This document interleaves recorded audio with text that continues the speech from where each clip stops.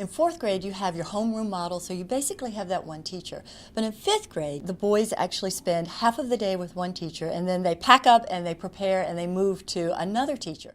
It gives the boys the opportunity to kind of practice that format, yet it's not overwhelming. Fifth grade definitely prepared me. So in fifth grade, we had like 2 blocks where we would switch classes, which they were trying to introduce us to how middle school would be. Fifth grade was that really great transition year where you build those foundations, you get those building blocks, you learn how it works, and then you go into sixth grade and you've already done it before.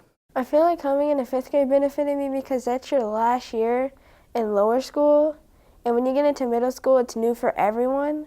Fifth grade is a wonderful time to help develop leadership qualities in boys. We try to provide leadership opportunities for the boys in a variety of areas based on the boys' particular strengths and interests. Chapel team, it was great working with Reverend Torrance because I know like there were a lot of people who signed up for it. In library club, you got to help organize the shelves.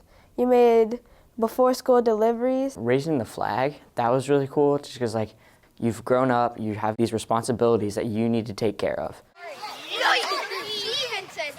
It was definitely much easier coming into sixth grade with like a group of friends. I know just from my own son who came in at fifth grade, boys at that age developmentally are still open to new relationships and meeting new people, that he could have the opportunity to kind of find boys that he could niche with and bond with.